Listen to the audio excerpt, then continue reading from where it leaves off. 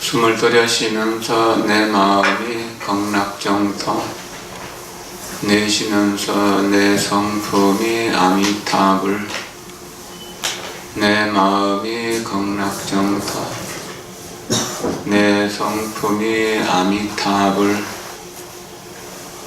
내 마음이 극락정토, 내 성품이 아미타불.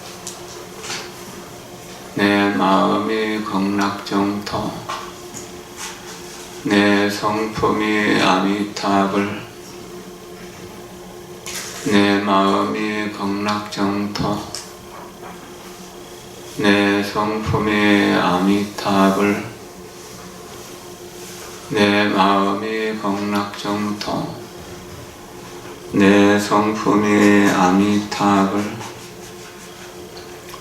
내 마음이 극락정토, 내 성품이 아미타불. 부처님의 설법에는 네 가지의 뜻이 있습니다. 거룩하고 어진 지극히 선한 설법, 이것이 제1이 된다고 합니다. 아무리 말을 잘하고 아무리 재미있게 이야기를 한다고 하더라도 부처님의 이런 뜻과 어긋나면은, 성현의 선한 가르침을 등진다면은 이것은 설법을 잘하는 것이 아닙니다. 그리고 두 번째는 에어진실어를 해야 된다. 사랑 담긴 말을 해야 된다. 사랑을 담아서 말해야 된다. 바로 아버지가 임종에 당해서 사랑하는 아들에게 유언을 하듯이 그렇게 간절한 뜻을 담아서 진실하게 말해야 된다. 거기에 거짓이 붙을 수 있는 것이 아니다. 거짓이 있어서는 절대로 안 되는 것이다. 부처님이 우리에게 그렇게 말씀하셨고 우리 역시 그것을 그렇게 받아들여야 된다는 것. 그리고 세 번째는 진리에 합당하게 설해야 된다. 진리를 벗어난 세속적인 허망한 이야기를 해서는 안 된다는 것. 어떤 분들은 설법을 하면서 이 유행가 가사를 그냥 노래로 부르기도 하고 그러는데, 물론 잠을 깨우고 흥미를 돋우는 데는 방편으로 꼭 필요할지도 모르겠지만 그것은 허망한 일이라, 우리를 세속적으로 계속 끌고 가는 일이라서 바르지 못하다는 이야기입니다. 그리고 법을 이야기하고 이 세상에 잡된 이야기를 하지 말으라고, 그것이 중요한 일이라는 거죠. 성현의 선한 말을 설해야 되는 것이고, 부드럽고 온화한 말을 진실하게 해야 되는 것이고, 진리에 합당한 말을 해야 되고 허망한 말을 해서는 안 된다는 것. 그리고 법을 설하고, 이게 이제 세상의 잡된 이야기를 설해서는 안 된다라고 합니다. 설법을 들을 때도 이런 기준을 가지고 그분의 설법이 나에게 어떤 도움을 주는지 잘 생각해 봐야 됩니다. 이것을 실현하기 위해 가지고 항상 내 삶이 새벽부터 저녁까지 이 불보살의 보살 실천을 통해서, 보살 만행을 통해서 이 세상을 아름답게, 이 세상에 사는 사람들 생명들을 아름답게 가꾸는 데다가 초점을 둬야 된다는, 이것을 만행을 수행하는 것이다. 온갖 것을 항상 부처님 법에 입각해서 해야 되는 것이고, 이치에 딱 맞게 설법을 하고 이치에 딱 맞게 생활하고 수행을 해서 그것이 공덕을 이룰 수 있도록 해야 된다. 내 말이나 행동이나 생각이 공덕을 생산해내는 쪽으로, 공덕을 창조하는 쪽으로 해야 되는 것이다. 그리고 불법을 수행할 때는 반드시 거짓된 세속적인 가치를 버리고 진실한 부처님의 뜻을 드러낸다라고 하는 그런 입장에서 불법을 수행해야 된다.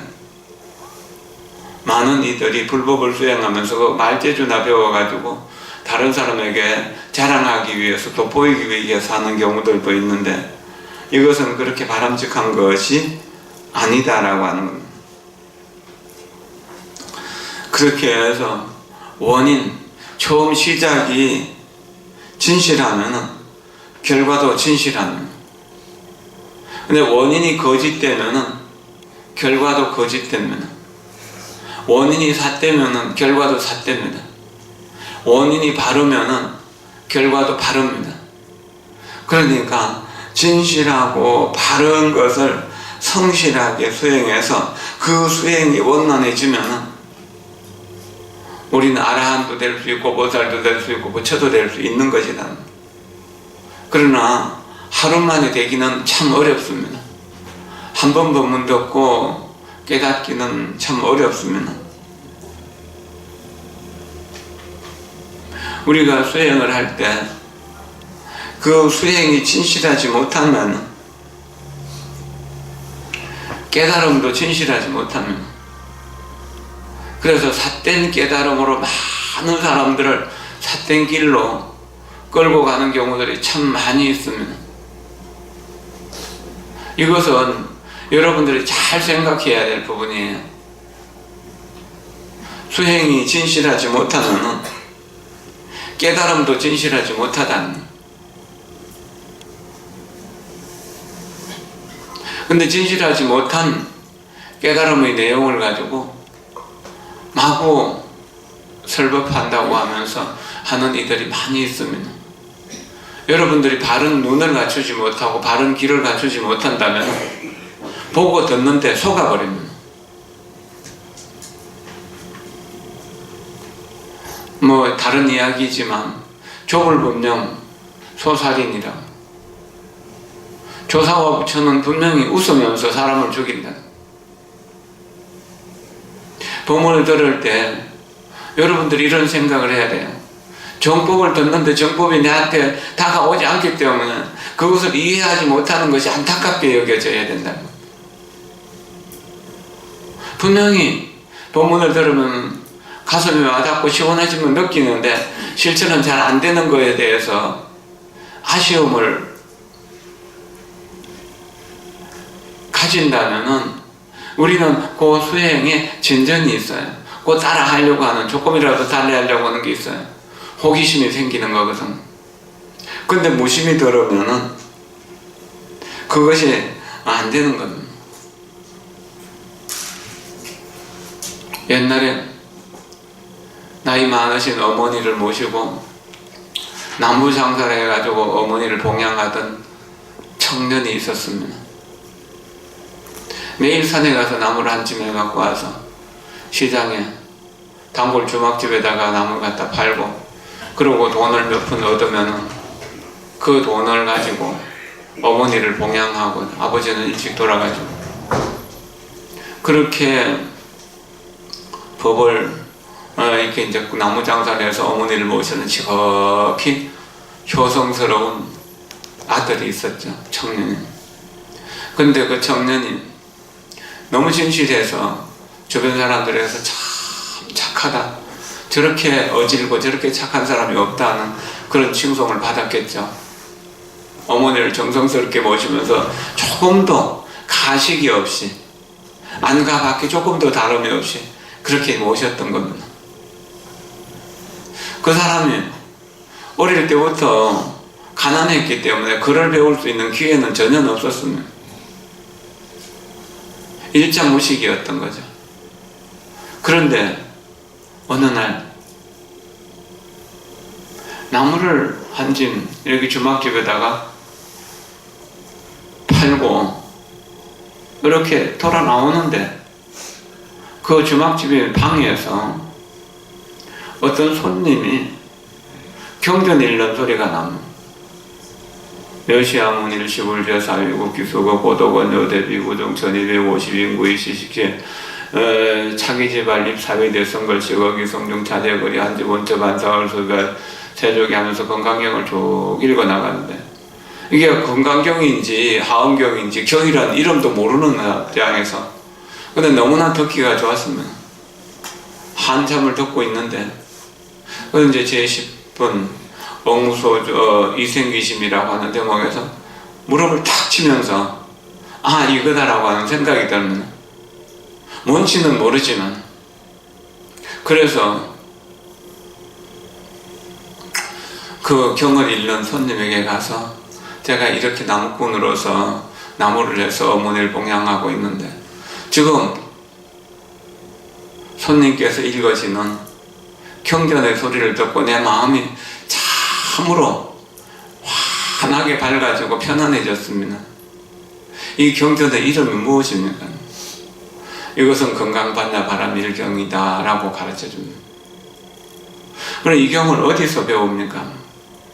저 황매산이라고 하는 곳에 오조 홍인대사라고 하는 큰 스님이 계시는데 거기 큰 스님은 늘 건강경을 읽으면 모든 것을 알 수 있다라고 말은. 그래서 700명의 스님들이 모여가지고 공부를 하고 있고 수만 명의 신도들이 모여서 공부를 한다고 합니다. 그럼 우리같이 이렇게 무식한 나무꾼도 가면 받아주겠습니까? 법에는 막힘이 없으니까 누구나 다 받아준다.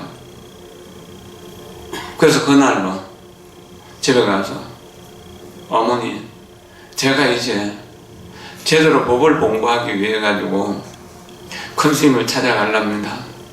저 북쪽에 황매산이라는 곳이 있고 거기에 오조 홍인대사라고 하는 분이 계시는데 건강경을 가지고 법을 설한다고.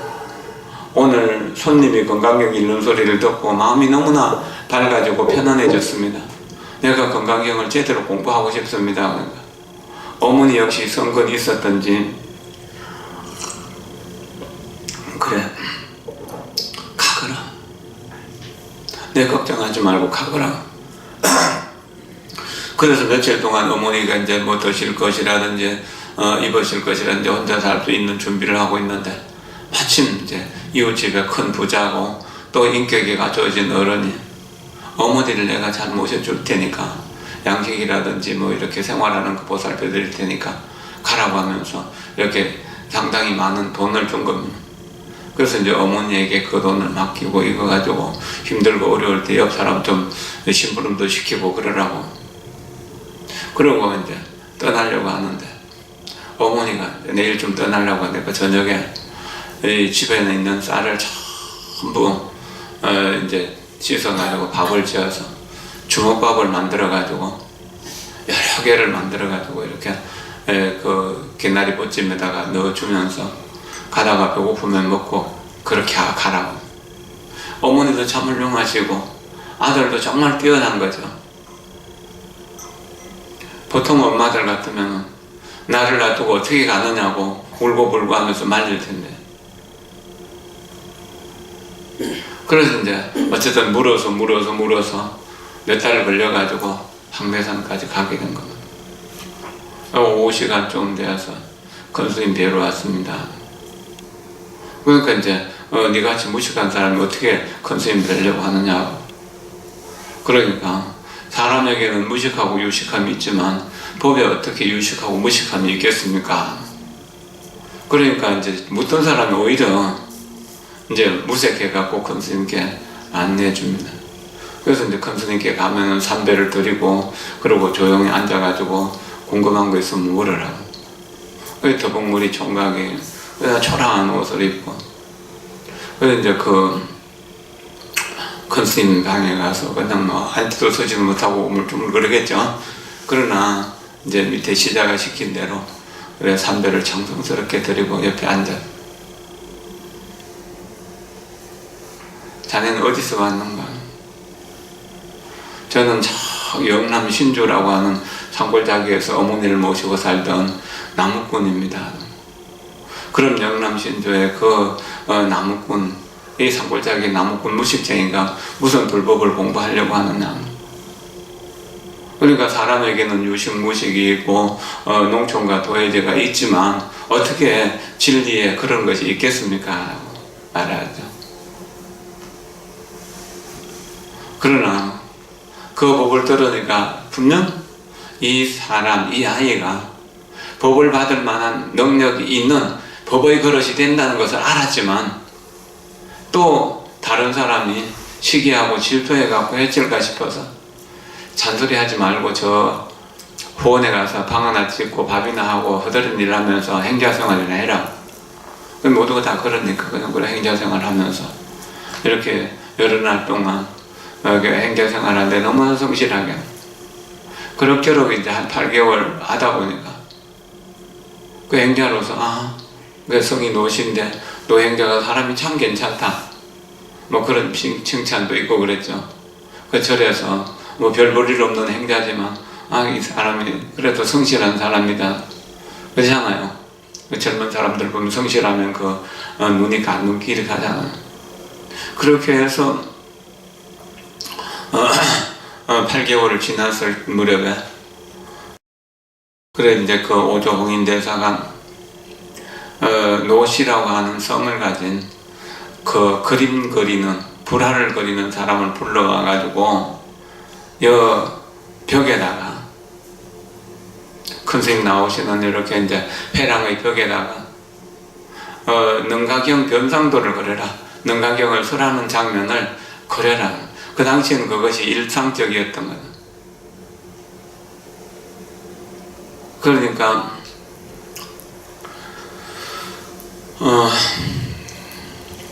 이렇게 그리려고 그림 준비를 해갖고 왔었습니다. 그 무렵에 이제 700명의 제자들을 다 불러 모아놓고 여러분들 중에서 불법에서 깨달은 내용이 있다면 개송을 지어가지고 나에게 바쳐라. 그러면 내용이 좋으면 내가 인가를 해주겠다, 인정해주겠다. 그래서 6조로 삼을 것이다. 근데 다른 700명 대중들은 전부 우리는 무식하고 아직 공부가 안 돼서 개송 지을 자격이 안 된다. 우리의 상수 제자는 신수대사인데 신수대사는 정말로 뛰어난 분이니까 신수대사에게 개송을 신수대사가 개송을 지어서 법을 이을 것이니까 우리는 그냥 가만히 있자. 아무도 개송을 짓지 않는데 그런 분위기를 알고 신수대사는 개송을 지어야 되는데 공부가 아직 교리 공부를 확실하게 했지만 깨달으면 미치지 못했던 거죠. 그래서 개송을이라고 하나를 지었는데 자신이 없었던 거예요. 그래 몸은 보리의 나무고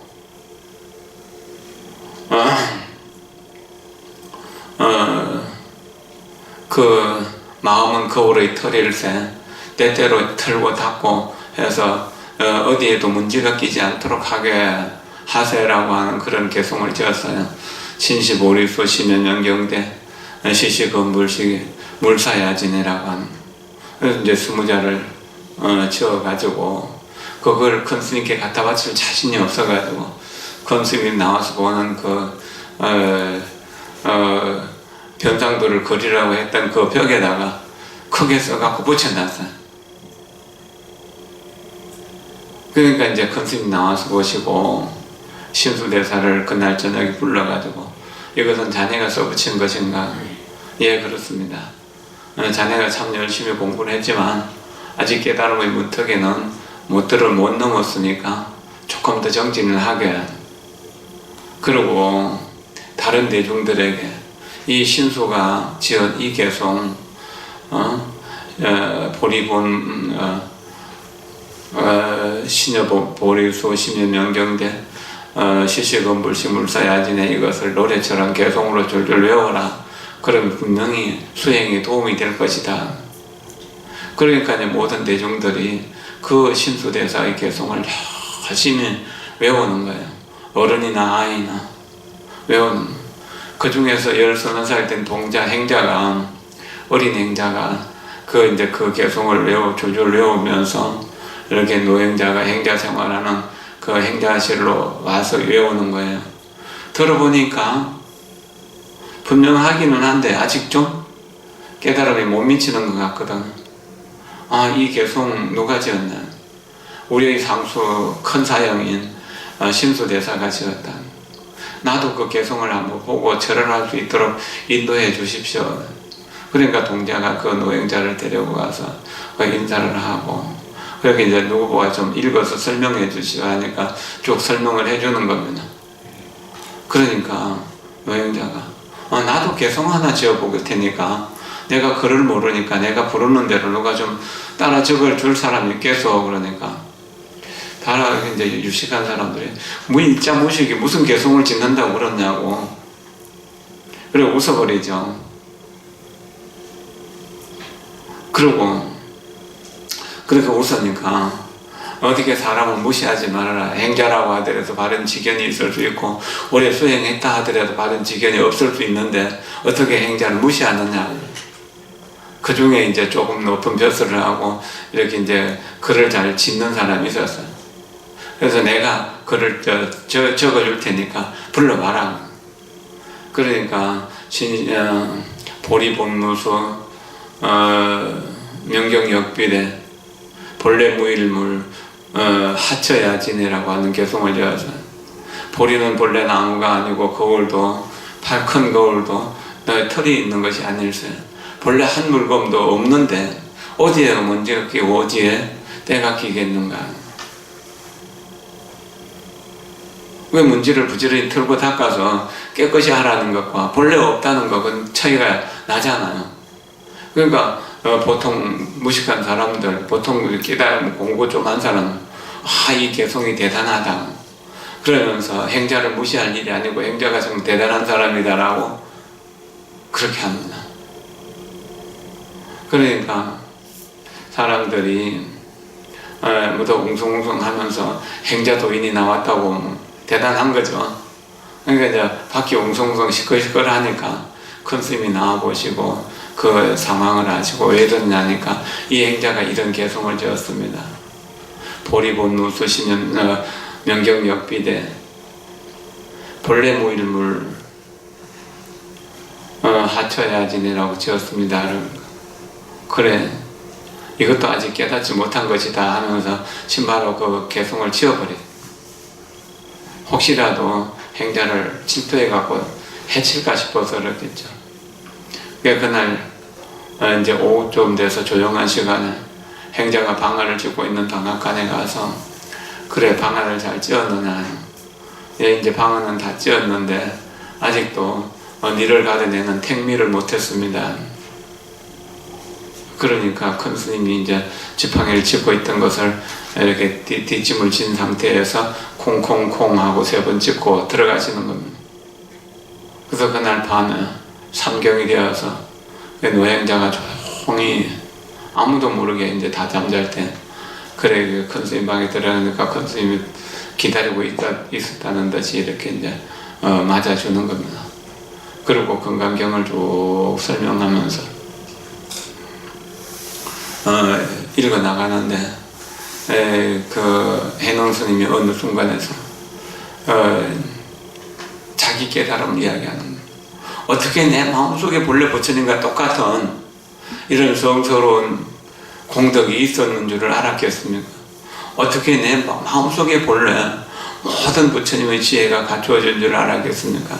모든 부처님의 자비와 일체 중생을 제도할 수 있는 선거 방편이 들어있는 줄 알았겠습니까? 하면서 쭉 개성을 읽어간데 정말 대단한 거죠. 그래서 그날 저녁에 내가 너를 육조로 인정한다.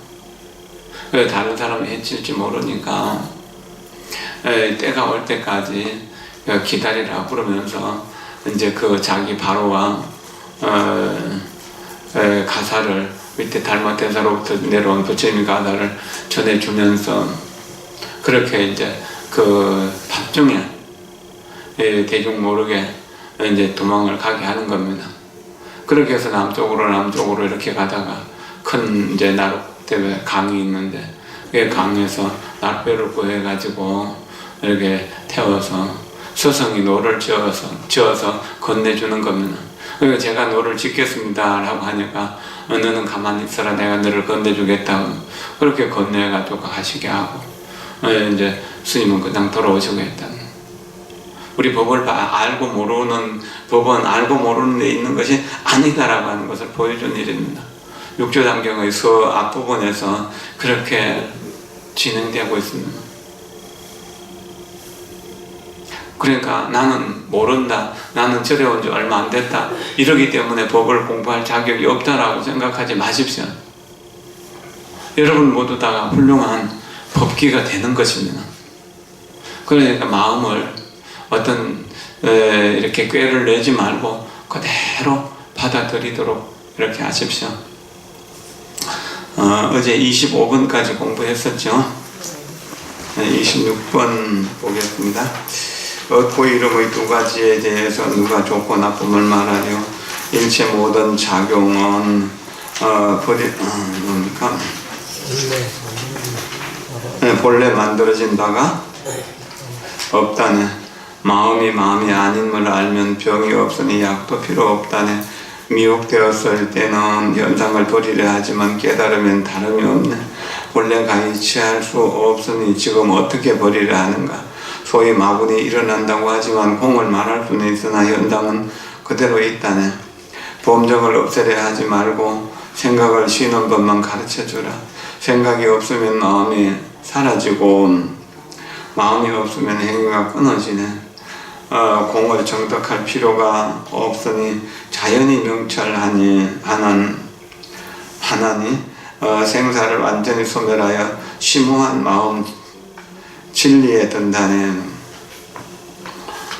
깨달았다 해도 깨달았다는 뜻이 없는 것이죠. 그 불각을 말미암아서 어둠과 비교했을 때 밝음이 있는데 이제 어둠이 없어졌으니까 비교할 어둠이 없기 때문에 밝음이라 할 것도 없는 것이다.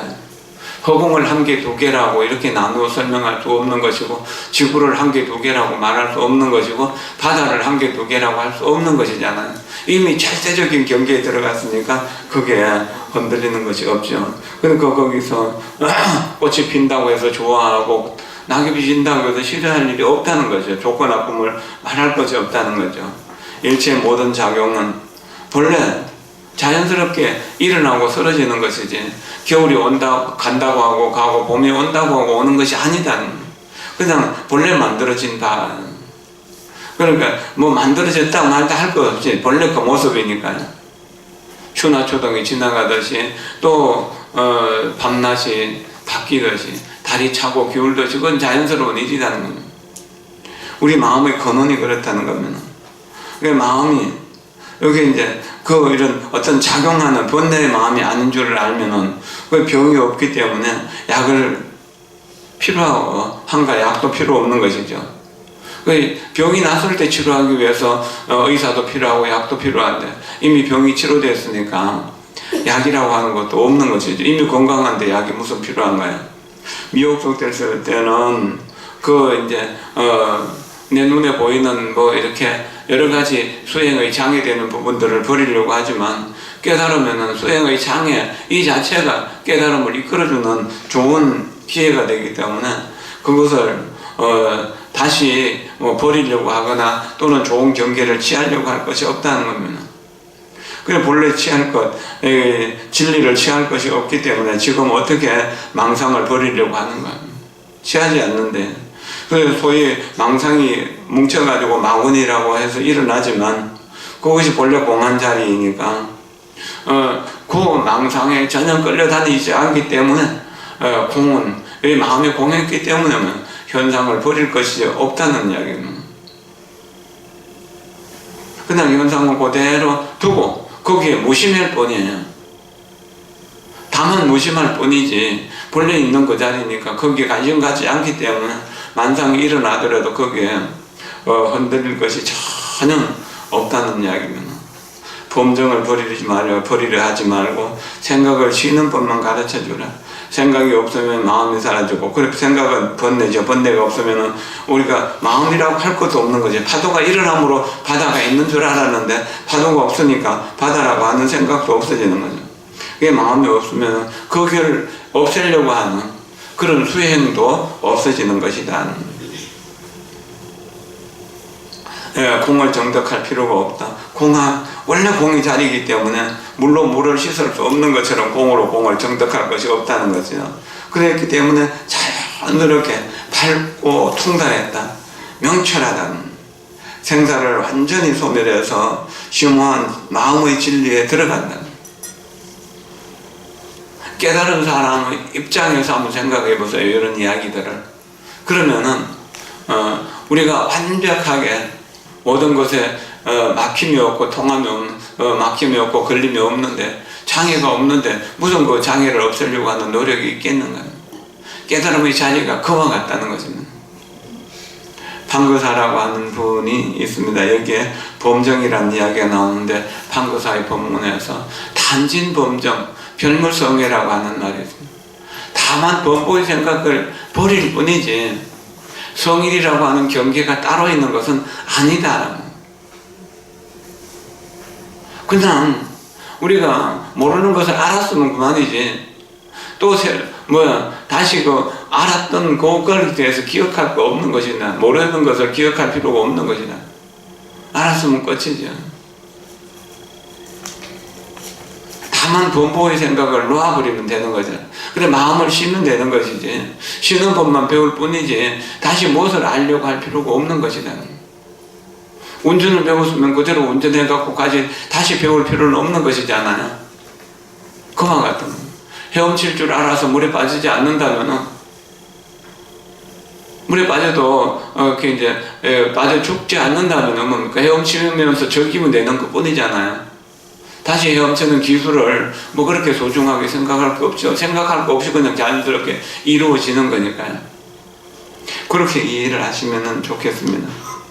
그 판거사의 다른 개성에 보면은 시방동치의 개개의 항무의 사시선불장 신공급잭이라고 하는 이야기가 나옵니다. 선효라고 하는 책의 제일 앞부분에서 고봉원묘선사가 이 개성을 들고 나와서 이제 본문을 시작하게 되는데, 시방에 모든 사람들이 한 곳에 모여서 있으니까 거기서 무엇을 하는가? 무의법을 배운다. 하지만 함이 없는 법을 배운다.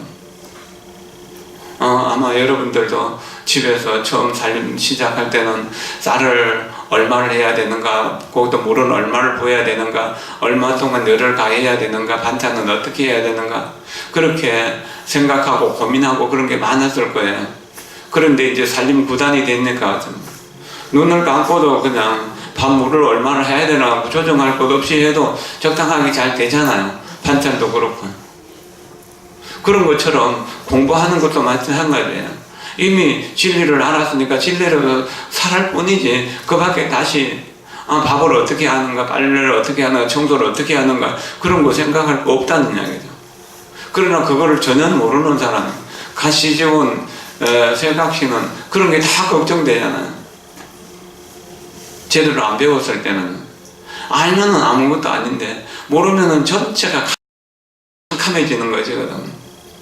그러니까 우리가 법을 알면은 이 세상이 아무리 혼탁하다 하더라도, 이 세상에 온갖 번뇌가 다 끌어오른다고 하더라도 내 마음 쉬면은 아무것도 아닌데, 내 눈병이 났을 때 온 허공에 무슨 이렇게 꽃도 떨어지고 아지랑이라든지 안개라든지 무지개라든지 이런 게 다 보이지만 눈병이 없어지니까 그런 세상은 그대로 투명할 뿐이다.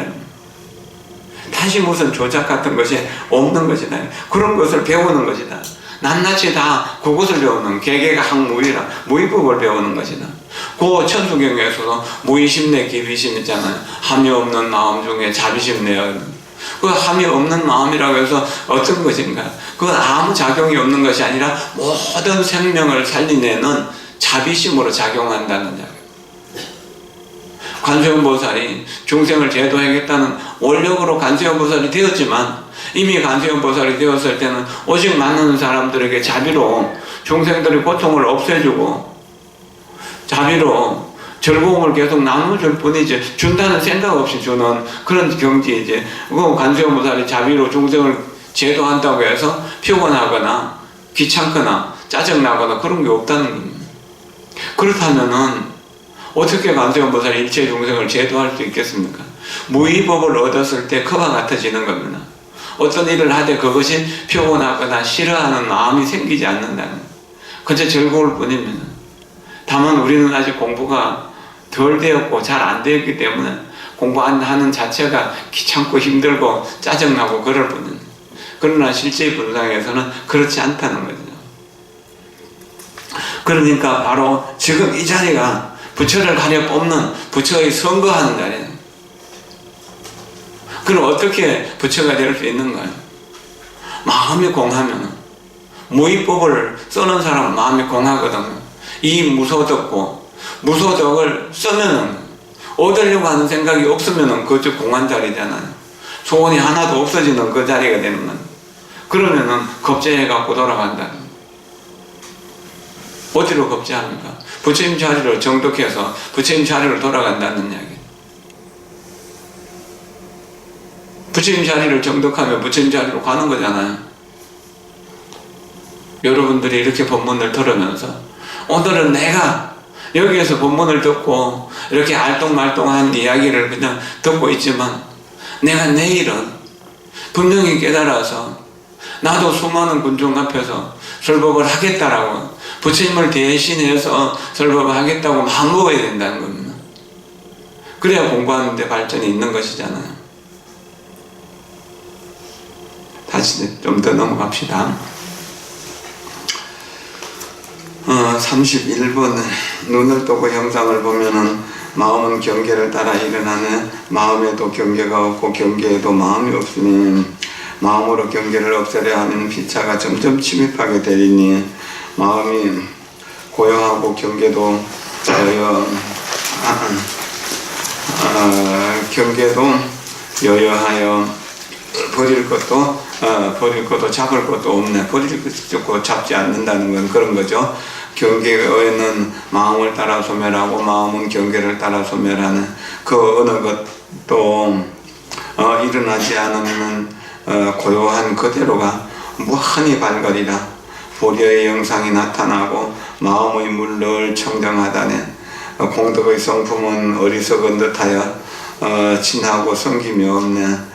총애와 수모에 변치 않고 거처를 가리지 않는 모든 인연을 담박이시니 일체를 엉념하지 않는다네. 영원한 낮은 밤과 같고 영원한 밤은 낮과 같네.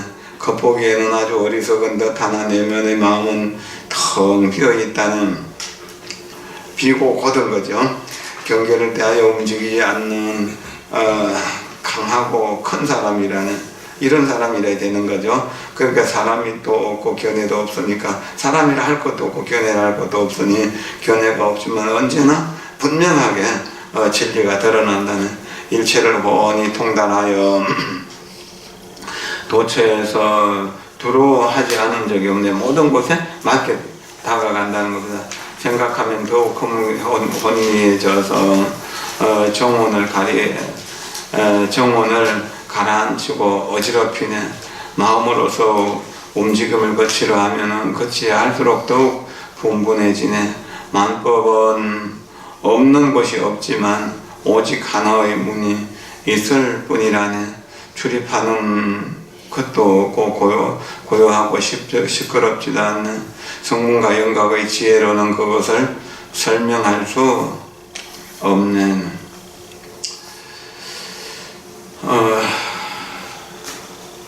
우리는 얻는다, 잃는다, 또는 선하다, 악하다, 밤이다, 낮이다, 여자다, 남자다, 가졌다, 못 가졌다, 상이다, 벌이다, 죄다, 복이다 하는 것을 끊임없이 분별하면서 살아가잖아요.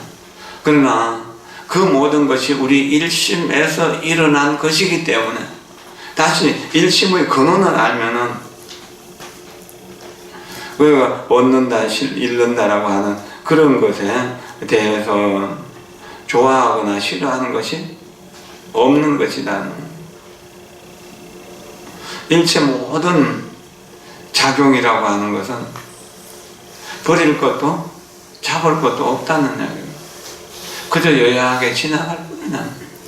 그저 기쁘게 그 여야함을 즐기고 기쁘게 종생들에게 이익을 주는데 준다는 생각 없이 이익을 주는 것이죠. 그 경계는 26, 27이죠. 그래서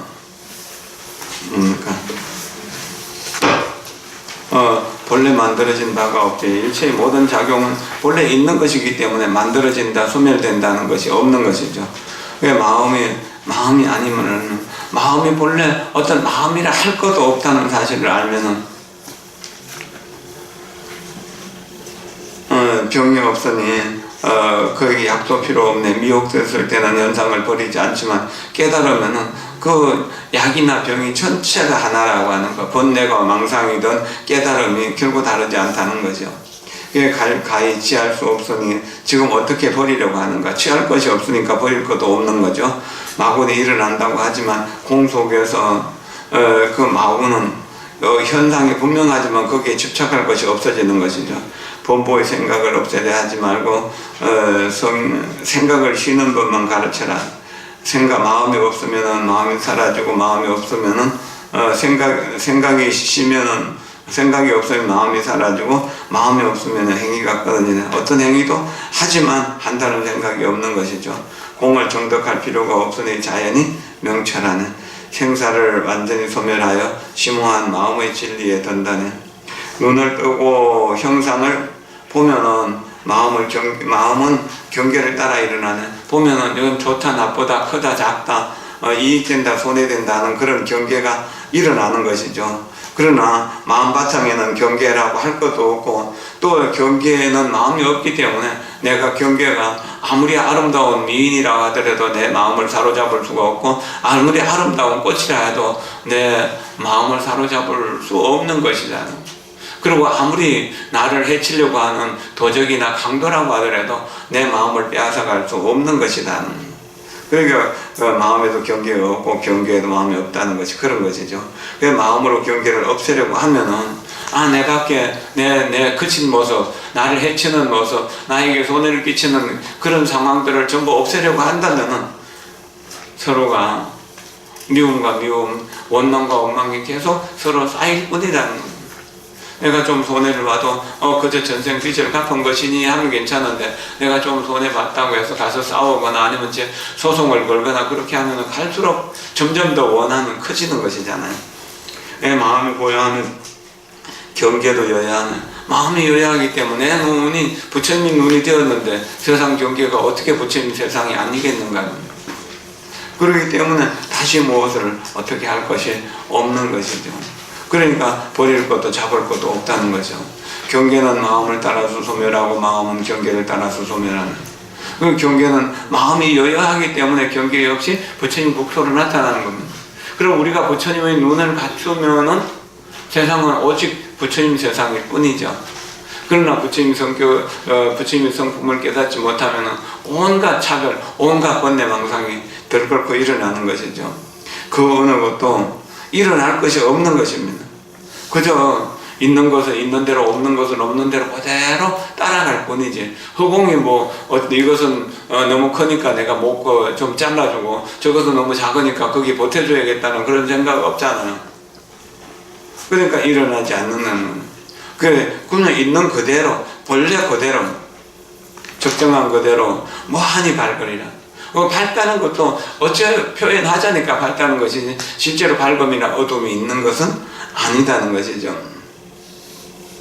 그러니까 깨달음의 영상이 나타나고 마음의 물이 늘 청정하다는 그 깨달은 상태를 이야기하는 공덕의 성품, 그 깨달음의 모습이죠. 그것은 어리석은 듯하지만 어리석은 듯해서 아주 정말 간슬게 다 빼줄 것 같은 그런 진한금도 없고, 그리고 또 원수처럼 버릴 것도 없다는 얘기예요.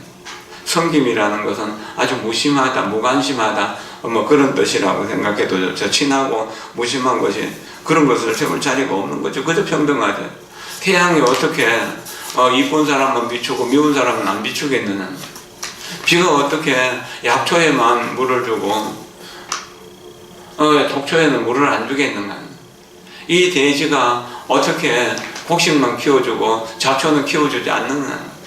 모든 것을 똑같이 키워준다는, 모든 것이 다 있어야 되기 때문에 있는 것이에요. 그런데 나라고 하는 것을 세워놓고 보니까 나에게 필요한 것은 다 약이 되고 또 좋은 것이 되지만 나에게 필요한 것은 더 나쁜 것이 되고 독이 되는 것이거든. 근데 그 자리에서 내가 빠져버렸기 때문에 그 자리가 공이고 여여거든.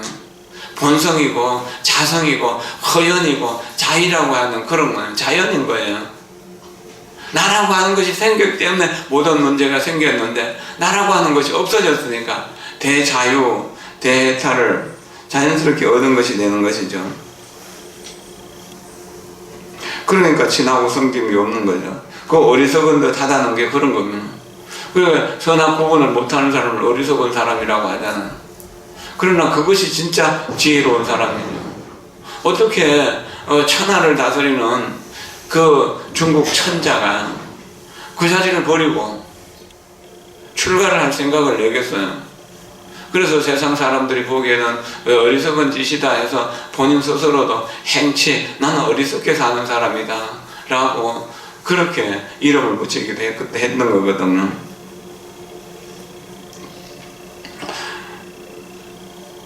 그러니까 너가 총애하는 거거나 나에게 또 모욕을 주거나 그건 거기서 내 얼굴이 달라질 일이 없죠. 내 모양이 달라질 것이 없죠. 그러니까 가시방석에 앉든 비단 도료에 앉든 전혀 내가 거기에 좋다 나쁘다는 생각이 없다는 겁니다. 어떤 상황 속에서도 그저 여여할 뿐이죠. 그래서 모든 인연을 담당하시니까 일체를 기억할 필요가 없는 거죠. 그냥 자연스럽게 거기에 맞게 거기에 대해서 온갖 정성으로 도움을 줄 뿐이지 다른 것은 없다는 거는. 영원한 낮은 밤과 같고 낮과 밤이 결국 우리들이 그 경계 속에 망상 속에 있는 것이 실제는 없는 것이 개념으로 있는 거죠. 영원한 낮은 밤과 같네. 겉보기에는 아주 어리석은 듯 하지만은 내면의 마음은 텅 비어서 어리석다 지혜롭다를 뛰어넘었다는 거죠. 그래서 경계를 대하여 움직이지 않는 강하고 큰 사람, 이런 사람이 유력대인, 우리가 공부하는 건 유력대인이 되는 거예요. 그래서 모든 사람을 살려내는 겁니다. 어떤 아이가 할아버지하고 함께 바닷가에 놀러 갔어요. 그래서 이제 할아버지는 이렇게 그늘에서 쉬고 있고 여기 천막 쳐놓고 아이는 그래서 이제 바닷가에 가서 이렇게 이제 놀다 보니까 이제 조그만 거북이가 하고 기어오르니까 거북이를 잡아갖고 놀다가 손가락 거북이에 물린 거예요. 아야 하면서 거북이를 잡아가지고 이제 그 할아버지에게 울면서 할아버지 이 거북이가 내 손가락을 물었어요. 피가 나요. 어떻게 할까요? 어떻게 해야 될까요? 할아버지가 지혜로운 분이나 그 거북이는 물을 되게 싫어한단다. 물에다 던져버리는. 그러니까 이제 아이가 물가루 갖고 힘껏 그냥 바다에 던져버리는. 그래서 속이 시원해진 거죠. 원수를 갚은 거예요. 거북이는 어떻게 됐나요? 저거 집에 갔으니까 대자유를 얻은 거잖아요. 지혜로운 사람, 바보 같은 그렇게 보이더라도 그런 지혜를 쓸 수 있는 사람이 유력대인이라고 하는 거거든요. 누구도 해치지 않는다는 겁니다. 도둑놈도 살리고 경찰도 살리는 그것이 바로 유력대인이라고 합니다. 근데 세상의 법은 그렇지 않잖아요. 누구를 한 사람을 꼭 이익을 주려면 다른 사람에게 손해를 끼치는 거예요. 근데 나가 빠져버리면 손해다 이익이다라는 것은 없어지는 것이죠.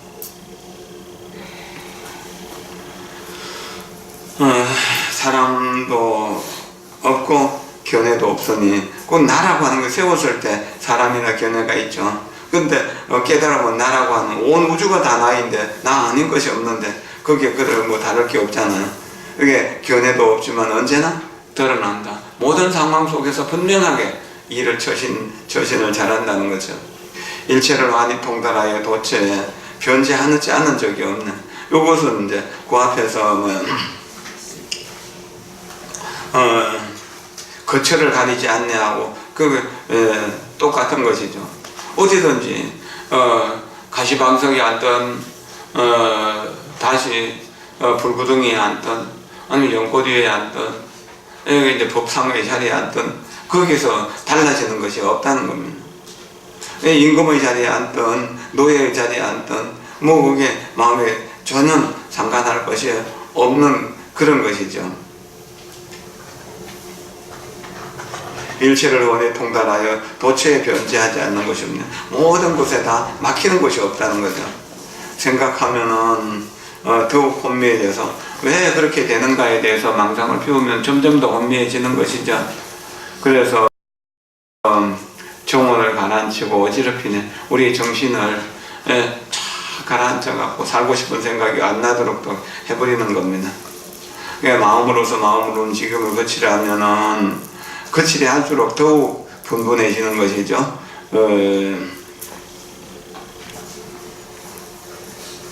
그 앞에서 이런 이야기가 또 나왔죠. 마음을 가져서 마음을 쉬려고 하면 더욱 혼미해진다는 이야기죠. 그래 마음으로서 움직임을 거치려 하면 거치려 할수록 더욱 분분해지니까 그냥 가만히 있으면 되는 겁니다. 만법은 없는 곳이 없지만 모든 곳에 들어가는 거죠. 오직 하나의 문, 일성의 문이 있을 뿐이네. 분성을 보는 것 그것뿐이죠. 마음을 쉬는 건 출입하는 것도 없고 고요하고 시끄럽지도 않는 성문과 영각의 지혜로는 그것을 설명할 수가 없네. 오늘 40번까지 공부하는 걸로 그렇게 합시다. 어쨌든요, 억지로 지어내서 짜듯이 그렇게 공부하지 마십시오. 내 마음이 본래 부처님의 마음이라는 사실을 분명하게 알고 거기에 입각해서 그냥 그저 무엇을 하려고 하지 말고 숨을 쉬는 것을 관찰만 하십시오. 그리고 오면은 오는 것에 대해서 감사하고 가면은 가는 것에 대해서 감사하십시오. 사랑이 오면 사랑으로 받아들이고 또 미움이 와도 사랑으로 받아들이고 그렇게 하면은 모든 문제가 좀 편안해지게 될 것입니다. 오늘 여기까지 공부하고 내일은 제가 한의정삼 법회를 해야 하기 때문에 못하고 41번부터 50번까지는 모레 토요일 날 해서 일단은 다 읽어서라도 마치도록 그렇게 하겠습니다. 오늘 저녁 또 내일 저녁 모레 저녁에는 이제 7일 날 저녁 쳐야 할 것이기 때문에 계속 공부를 하면은 충분히 이렇게 마칠 수 있을 것입니다. 모두검능승다의 신명이 여러분들의 신명이 될 수 있도록 그렇게 하십시오. 모든 인연들에게 고맙고 감사하면서 여러분 모두가 부처님과 똑같은 깨달음 얻기를 기원합니다. 고맙습니다. 감사합니다.